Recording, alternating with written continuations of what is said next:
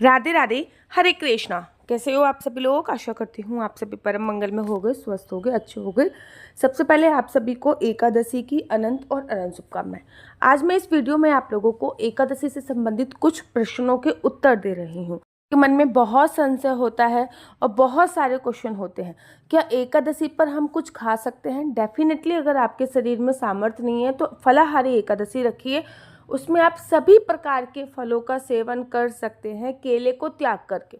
केला भी खा सकते हैं, लेकिन एकादशी अगर बृहस्पतिवार वाले दिन पड़ रही है तो आपको केले का त्याग करना होता है। दूसरा प्रश्न जो आप लोगों के द्वारा पूछा गया है वो ये है, क्या एकादशी पर हम लोगों को पृथ्वी शयन जरूरी होता है? जी हाँ, एकादशी पे पृथ्वी शयन जरूरी होता है, क्योंकि जो बेड होता है वो तामसिक होता है। मतलब तामसिक इन द सेंस बेड की जो प्रवृत्ति होती है वो तामसिक प्रवृत्ति में आती है। इसलिए एकादशी पे पृथ्वी शयन करने के लिए बोला जाता है, ताकि आपका पूरा मन, पूरा शरीर, अंतर आत्मा तक आध्यात्मिक रूप से भी पूरा भगवान के श्री चरणों में लगा रहे। क्या एकादशी पर तुलसी जी पे जल नहीं चढ़ाया जाता? ये एकदम मिथ बात है। चाहे कोई भी एकादशी हो, चाहे कोई भी एकादशी हो, इनफैक्ट मैं बात कर रही हूँ निर्जला एकादशी तक की मैं बात कर रही हूँ, हर एकादशी पर श्रीधाम वृंदावन में तुलसी में जल चढ़ाया जाता है। अच्छा, अब श्रीधाम वृंदावन तो बहुत दूर पहुँच जाएगा। आप अपने घर के इस्कॉन टेम्पल पे एकादशी वाले दिन जाइए, आप देखिएगा आपके घर के पास जो भी इस्कॉन टेम्पल है वहाँ पर एकादशी पर तुलसी में जल चढ़ाया जाता है। न केवल जल चढ़ाया जाता है, अपितु दीपक भी जलाया जाता है। न केवल दीपक ही जलाया जाता है, अपितु परिक्रमा भी की जाती है। एकादशी पर तुलसी में जल चढ़ाया जाता है। हाँ, द्वादशी पर तुलसी में जल नहीं चढ़ाया जाता। तीसरी बात जो आप लोगों द्वारा पूछी गई है, क्या हर एकादशी पर हमारे घर पे सीमित विग्रह हैं, बाल गोपाल, लड्डू गोपाल, जुगल जोड़ी सरकार, क्या उनको हमको पंचामृत से स्नान कराना चाहिए? देखो, जरूरी नहीं है कि कराओ, ठीक है। अगर आपके पास समय नहीं है तो ऐसा जरूरी नहीं है कि आप कराओ, लेकिन शास्त्रों में ऐसा वर्णन आया है कि एकादशी पर अपने सीमित विग्रह को अगर आप लोग पंचामृत से स्नान कराते हैं तो आपको अपार पुण्य की प्राप्ति होती है। वहीं द्वादशी पर अगर अपने सीमित विग्रह को आप दूध से स्नान कराते हो तो उससे अपार पुण्य की प्राप्ति मिलती है। तो एकादशी पे पंचामृत और द्वादशी पे दूध से स्नान कराने की बहुत ज़्यादा महिमा कही गई है। क्या ये जरूरी है कि हम एकादशी पर पूरी रात जागरण करें? रात्रि में ना, एकादशी को रात नहीं माना गया है। शास्त्रों में वर्णन किया गया है कि एकादशी ना रात नहीं होती, एकादशी पर दिन ही रहता है, एकादशी पर रात नहीं होती है। एकादशी पर रात नहीं होती है, शास्त्रों में ये वर्णन है। तो एकादशी पर पूरी रात पूजा अर्चना वंदना करने का प्रावधान है। लेकिन महाराज कलयुग है, ठीक है ना। कलयुग में बहुत सारी चीज़ें संभव नहीं है। कलयुग में मनुष्य के प्राण खाने में समाहित हैं और नींद में समाहित है। तो ऐसे में आप जितनी भी देर तक जग सकते हो, 11-12 बजे तक, उतनी देर तक जगिए। और मैं हमेशा कहती हूँ कि हर एकादशी पर एक अखंड ज्योत जरूर जलाओ। उसका रीज़न यही होता है कि बेशक आप सो जाओ, लेकिन आप जो सो जाओ, लेकिन आपकी जो अखंड ज्योत है वो जल रही है और वो साक्षी है कि आपका व्रत है, पूजा अर्चना वंदना है। तो इस बात के लिए मैं अखंड ज्योत जलवाती हूँ कि बेशक आप सो जाओ, लेकिन अखंड ज्योत आपकी साक्षी बनकर जलती रहेगी। नहीं तो नेक्स्ट क्वेश्चन जो आप लोगों के द्वारा पूछा, क्या एकादशी पर हम तुलसी दल तोड़ सकते हैं? जी नहीं। अगर 2 दिन की भी एकादशी होती है तो आपको दोनों दिन की एकादशी पर तुलसी दल नहीं तोड़ना। जैसे कि 10 तारीख की एकादशी भी है, कभी कभी 11 की भी पड़ रही है, दोनों दिन की एकादशी पड़ रही है, तो ऐसे में क्या करें? तो ऐसे में बहुत सिंपल सा तरीका है कि आप एक दिन पहले, 10 तारीख से भी एक दिन पहले तुलसी दल तोड़ लीजिए। तुलसी दल जो होता है वो प्रॉपर 11 दिन तक अशुद्ध नहीं होता है। 11 दिन तक उस तुलसी दल को हम यूज़ कर सकते हैं। 11 दिन तक तुलसी दल पुराना नहीं होता है। तो आप 11 दिन तक बेशक उसी तुलसी दल को यूज़ कर सकते हैं। हाँ, अगर कोई बाहर से आप तुलसी दल लेके आ सकते हो तो डेफिनेटली, क्योंकि ये नियम माली को लागू नहीं है, क्योंकि माली का कर्म है ये, ठीक है ना। माली फूल तोड़ सकता है अमावस्या पर, माली तुलसी दल तोड़ सकता है एकादशी पर। क्यों? क्योंकि माली का ये कर्म है। क्या हमें एकादशी पर बिल्कुल भी चावल को स्पर्श नहीं करना चाहिए? ऐसा कुछ नहीं है। कि चावल को टच भी कर लिया तो हमारा व्रत टूट जाएगा, ऐसा नहीं। जो लोग पंसारी का काम करते हैं, जिनका एवरीडे का काम चावल की मील पर है, वो लोग क्या हर एकादशी पर व्रत रखेंगे या फिर हर एकादशी पर चावल को टच ही नहीं करेंगे? पके हुए चावलों को स्पर्श नहीं करना चाहिए, पके हुए चावलों को खाना नहीं चाहिए, क्योंकि चावल में पके हुए चावल खाने से कीड़े खाने के बराबर का आपको फल प्राप्त होता है।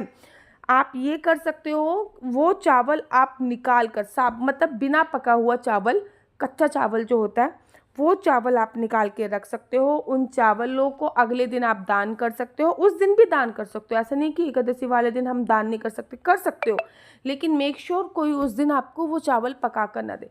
अगर घर पे चावल पके हुए हैं तो आप डेफिनेटली उसको गौ माता को, किसी भी पक्षी को, किसी भी पशु को खिला सकते हो, उससे आपको कोई दोष नहीं लगना। पशु पक्षियों पर एकादशी का कोई भी नियम लागू नहीं होता है।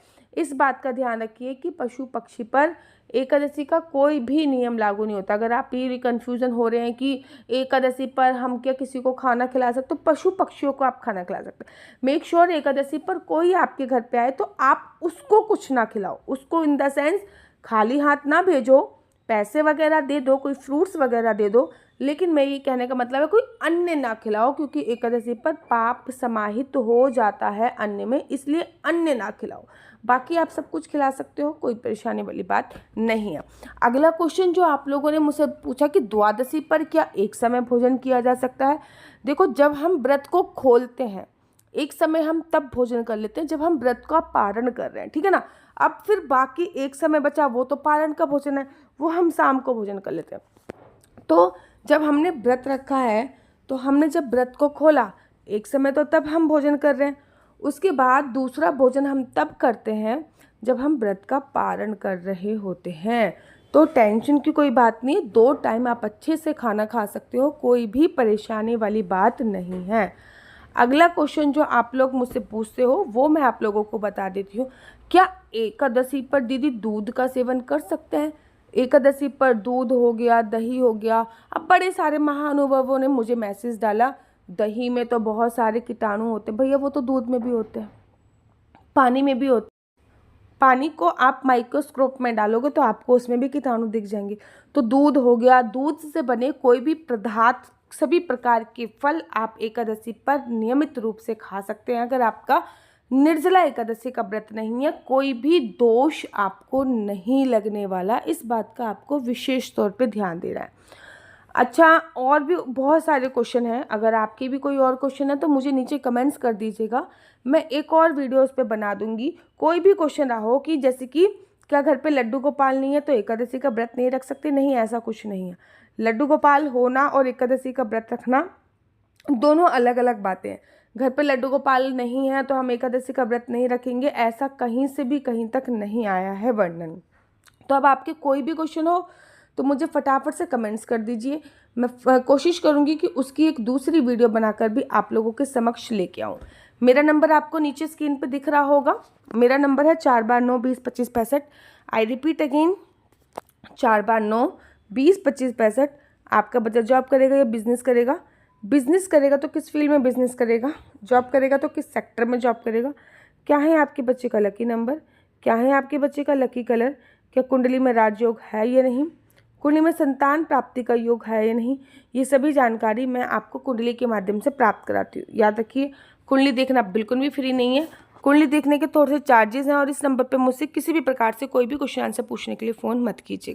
राधे राधे, हरे कृष्णा। तो यहाँ पे हम आप लोगों के लिए लेके आए हैं असली तुलसी माला। विभिन्न विभिन्न प्रकार की हमारे पास असली तुलसी माला है। 30 रुपये से प्रारंभ होकर हमारे पास 1100 रुपये तक की तुलसी माला है। जप माला है, गले में पहनने वाली तुलसी माला है, 1 राउंड की तुलसी माला है, 2 राउंड की तुलसी माला है, 10 साल तक चलने वाली तुलसी माला है, और डबल राउंड की तुलसी माला है, 3 राउंड की तुलसी माला है, गांठ वाली जपने वाली माला है, बिना गांठ की जपने वाली माला है, राधा नाम के लॉकेट वाली माला है, और लैब सर्टिफिकेट द्वारा प्रमाणित तुलसी माला है, जिसमें हम आपको लैब का सर्टिफिकेट देंगे कि ये असली है या नकली है। बहुत सारी तुलसी मालाएं हम आपके लिए लेके आए हैं।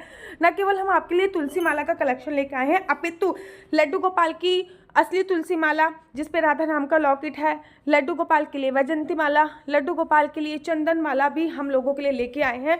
और लड्डू गोपाल की तीनों माला का सेट है, तुलसी माला, चंदन माला और वैजंती माला का सेट भी लेके आए हैं। साथ ही के साथ हम आपके लिए रुद्राक्ष के असली ब्रेसलेट, पानी में डालने वाला रुद्राक्ष, एक मुखी रुद्राक्ष से लेकर 14 मुखी रुद्राक्ष तक हमारे पास सारे लैब टेस्टेड रुद्राक्ष अवेलेबल हैं।